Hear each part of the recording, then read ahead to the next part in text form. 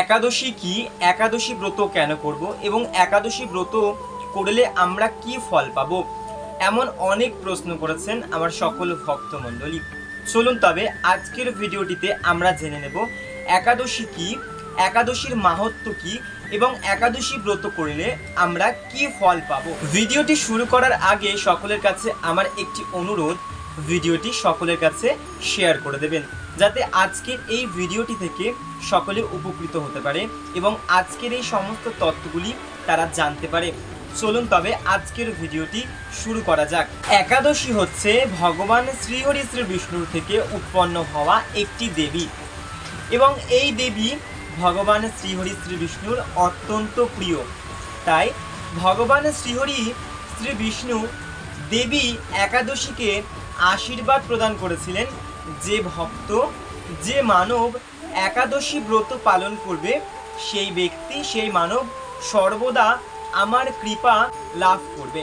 তাই ভগবান শ্রীহরি শ্রী বিষ্ণুর ইচ্ছা পূরণার্থে সকল মানব এবং সকল বৈষ্ণব এবং সকল বৈষ্ণবী একাদশী ব্রত পালন করে। যে ব্যক্তি এই একাদশী দেবীর ব্রত পালন করে সেই ব্যক্তি একাদশী দেবীর কৃপা লাভ করে। অর্থাৎ একাদশী যদি না করেন তবে কোনো মতেই কিন্তু ভগবান শ্রীকৃষ্ণের চরণ লাভ করতে পারবেন না। একটি একাদশী করলে আমরা 22 বছরের পূর্ণ অর্জন করতে পারি। একটি একাদশী করলে আমরা অশ্বমেধ যজ্ঞের ফল লাভ করতে পারি। একটি একাদশী করলে আমাদের পূর্ব জন্মের সমস্ত পাপ বিনষ্ট হয়ে যায়। একটি একাদশী করলে আমরা ইহ জন্মে যত পাপ করেছি সেই সমস্ত পাপ বিসর্জন দেওয়া যায়। একাদশী দেবীর এত মাহাত্ম্য।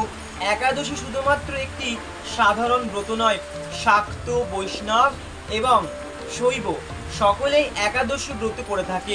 যাদের পিতা এবং মাতা ইহলোক থেকে পরলোকে গমন করেছে তাদের আত্মা কামনায় বা তাদের আত্মার শান্তি কামনায় একাদশী ব্রত করা হয়ে থাকে। সর্বোপরি এই যে যারা মারা গিয়েছে তাদের সন্তানেরা একাদশী ব্রত পালন করে। এর অর্থ হচ্ছে এটাই, যে ব্যক্তি মারা গিয়েছে তার আত্মার শান্তি কামনায় একাদশী ব্রত করা হয়ে থাকে এবং কামনা করা হয় যে যেই ব্যক্তি মারা গিয়েছে সেই ব্যক্তি ইহলোকে যত পাপ করেছে সেই সমস্ত পাপ যাতে খণ্ডন হয়ে যায়। তাই তার সন্তানেরা একাদশী ব্রত পালন করে, যাতে সেই সমস্ত পুণ্যগুলি যিনি মারা গিয়েছেন তার যাতে সঞ্চয় হয় এবং তিনি যাতে বৈকুণ্ঠে স্থান পায়, ভগবান শ্রীহরি শ্রী বিষ্ণুর নগরে স্থান পায়। একাদশী ব্রত কোনো সাধারণ ব্রত নয়। একাদশী ব্রত হচ্ছে ব্রতদের মধ্যে শ্রেষ্ঠ ব্রত। অর্থাৎ যত ব্রত রয়েছে তার মধ্যে শ্রেষ্ঠ ব্রত হচ্ছে একাদশী ব্রত।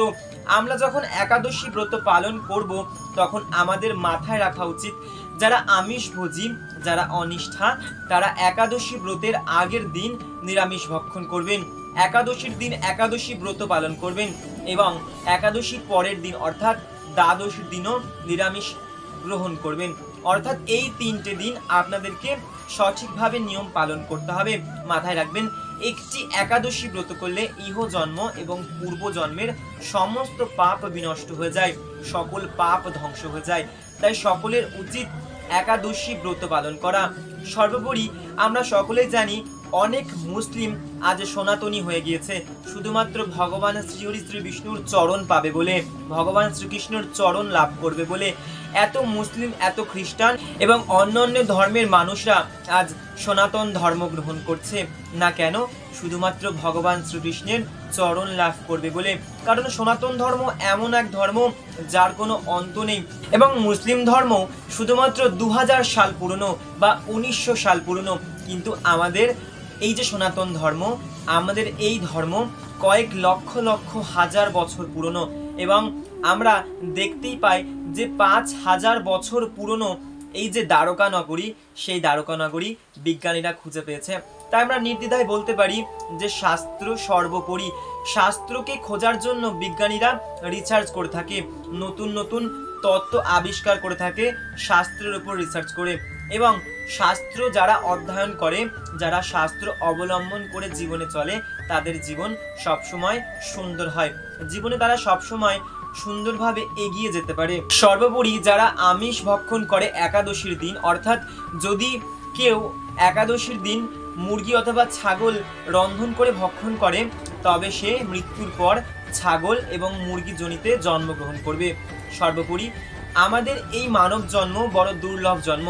84 লক্ষ জন্ম হওয়ার পর আমরা এই মানব জন্ম পেয়েছি, এবং মানব জন্ম পাওয়ার পূর্বে আমরা আমাদের অনাদি আদি গোবিন্দকে, ভগবান শ্রীকৃষ্ণকে কথা দিয়েছিলাম, হে নাথ, হে দীনবন্ধু, হে জগৎপতি, হে সখা, আমরা জন্মগ্রহণ করছি শুধুমাত্র আপনার গুণকীর্তন করব বলে, আপনার মুখমণ্ডল দর্শন করব বলে, এই চোখ দ্বারা আপনার শ্রী চরণ কোমল দর্শন করব, এই হাত দিয়ে আমরা সর্বদা আপনার চরণ সেবা করব, এই চোখ দিয়ে সর্বদা আপনার শৃঙ্গার দর্শন করব। কিন্তু যখন আমরা এই পৃথিবীতে ভূমিষ্ঠ হলাম, তৎক্ষণাৎ আমরা মহামায়ার মায়াতে আচ্ছন্ন হলাম, অর্থাৎ মায়ায় আচ্ছন্ন হয়ে আমরা শ্রীকৃষ্ণের যে চরণ সেবা করা এবং শ্রীকৃষ্ণের কীর্তন করা, গুণকীর্তন করা, ভজন সেবা করা, এই সমস্ত কিছু আমরা ভুলে গিয়েছি।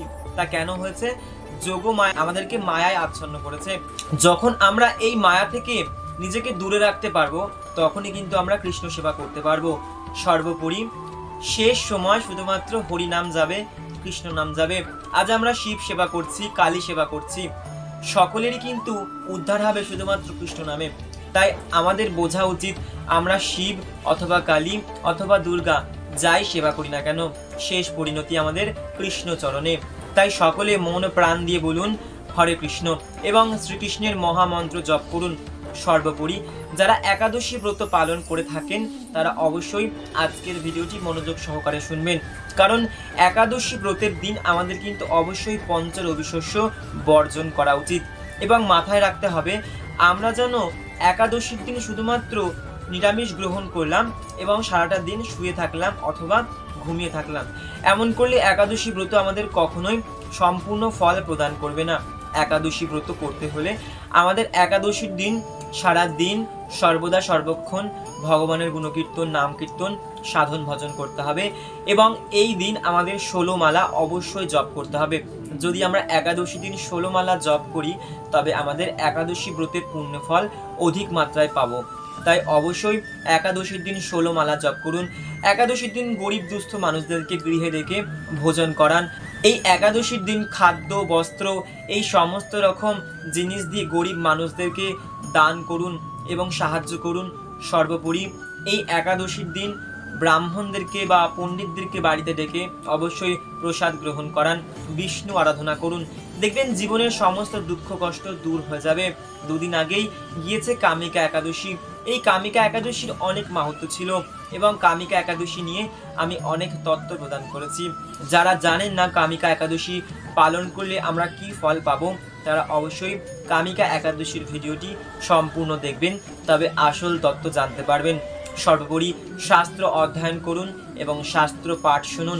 এরকম নিত্য নতুন আধ্যাত্মিক তত্ত্ব জানতে অবশ্যই আমার চ্যানেলটি সাবস্ক্রাইব করে রাখবেন, তবে নতুন কোনো ভিডিও ছাড়লে সবার আগে নোটিফিকেশন আপনাদের কাছে পৌঁছে যাবে। তবে ফিরে আসছি আবারও নতুন কোনো আধ্যাত্মিক তত্ত্ব নিয়ে। এবং আজকের ভিডিওটি কেমন লাগলো অবশ্যই কমেন্টে জানাতে ভুলবেন না। সকলে ভালো থাকবেন, সুস্থ থাকবেন এবং ভজনে কুশলে থাকবেন।